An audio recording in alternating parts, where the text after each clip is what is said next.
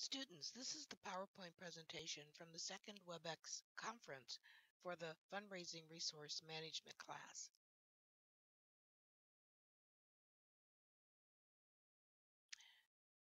In this session, I will do a status check to see how things are going so far, review the course requirements to include the midterm final project, chapter summaries, and the use of Yellow Dig. Additionally, I will seek direction from you in terms of what you need from me. Since we are using a number of tools in this class, I thought I'd review each tool and share what each of them will be used for. Finally, I will discuss the direction the university is moving in regarding technology so that you understand why we are introducing you to the tools we have.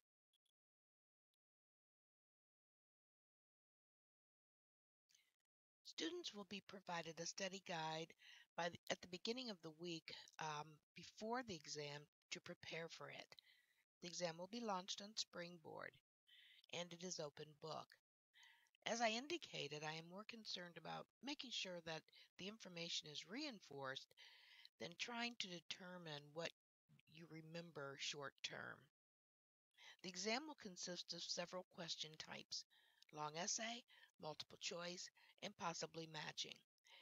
There will be about 15 to 20 questions, although this number could change.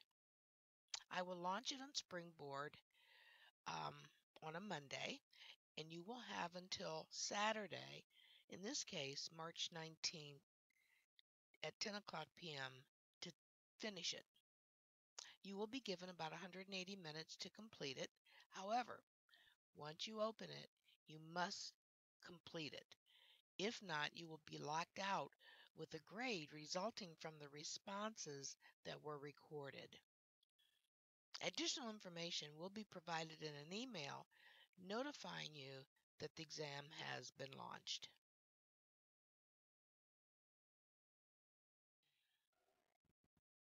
A change has been made regarding the final project. If you remember, there were two projects required. One was a reflective essay, and the other was for you to develop an annual fund plan or campaign. Since this is an online course, I thought it best not to require the development of an annual fund plan. It is more appropriate for an in-class format for a number of reasons.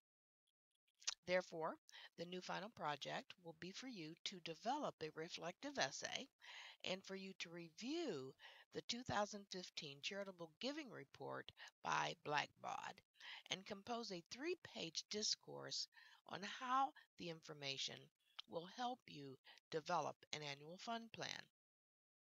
This report reveals some valuable information and will provide a capstone perspective on the field of fundraising. Details regarding this two-part project are indicated in Springboard in Module 15.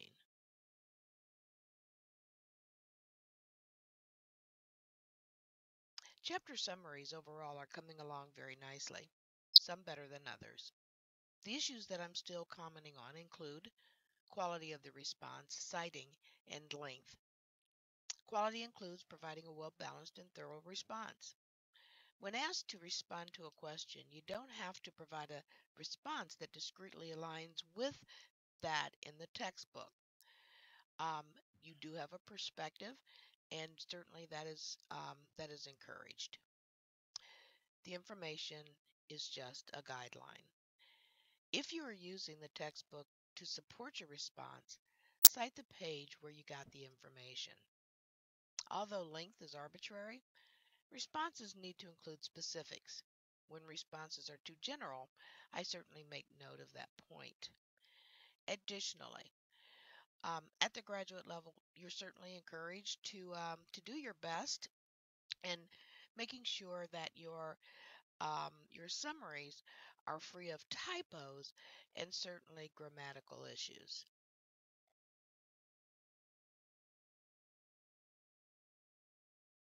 Yellow Dig postings indicate to some degree your level of participation. Most chapters include a video reference. Commenting on a video using 40 words or more will net students 10 points. These points will eventually feed into the gradebook and Springboard. The chart indicates the number of points accumulated by the number of students.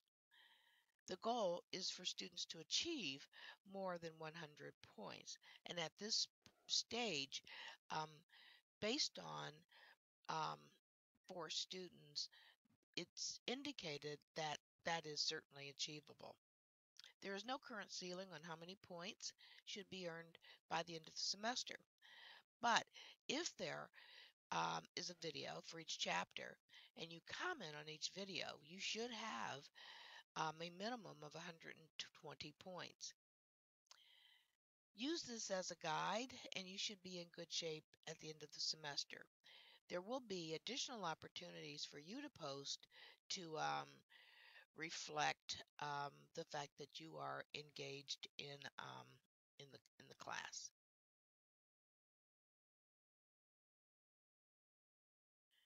Students who participated in the live session of WebEx indicated that they wanted to extend the date of the exam to Saturday, March 19, which was approved.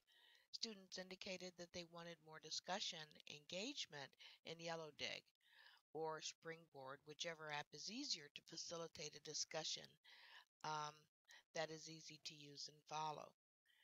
Students asked that I provide insight to course material via some type of lecture interface. I agreed to look into the most effective method of doing this, and I'll get back with you later. Students also asked me to point out to them additional resource materials. Additional resource materials were added to Springboard, and the ones that were identified in the syllabus were updated. If there are other recommendations, please send me an email.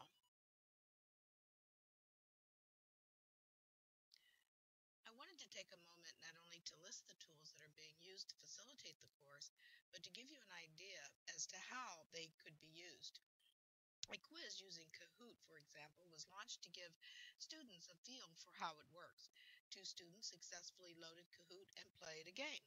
It was fun and may be used as a front end to the next WebEx conference.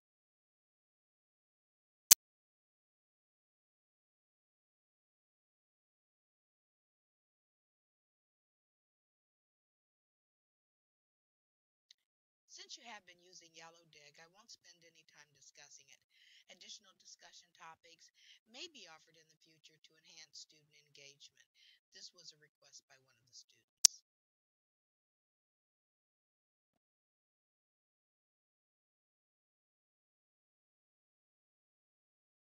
You have used WebEx, so you know how it works.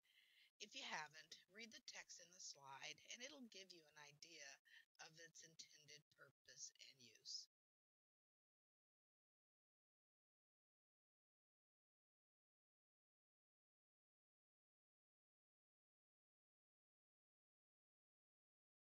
Students can use ePortfolio to collect their prized work so that it can be uploaded later as evidence to support their accomplishments.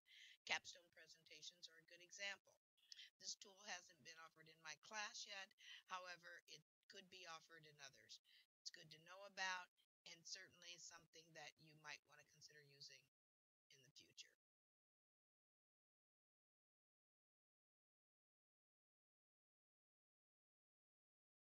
Digo is being used for this class. It is a great tool to use for bookmarks that you want available regardless of the device you are working on. I finally got tired of copying all of my bookmarks to a central location and then accessing them and resaving them onto the current device. Digo certainly fills this niche.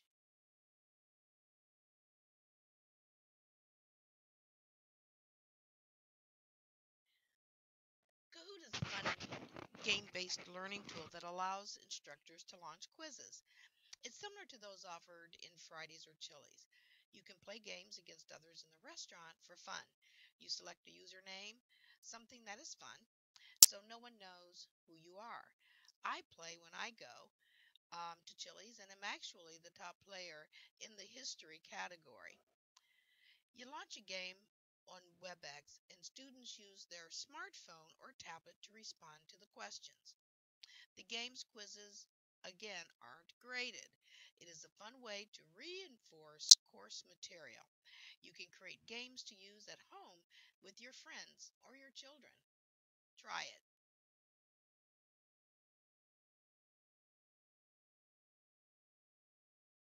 The Panopto tool is used to videotape lectures or to play PowerPoint presentations with narration. I will launch the WebEx conference using PowerPoint and narration in the next session to give you an idea as to how it works.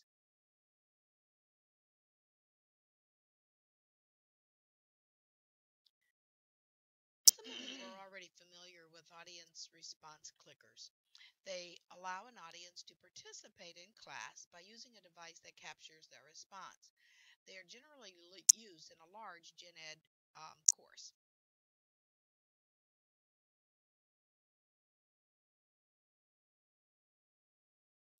This last slide provides the rationale as to why I'm introducing these tools. Their presence will increase as instructors become more comfortable using them. Knowing about them in advance will help prepare you when they are presented. Also, being familiar with these tools will prepare you to meet technology in the workplace.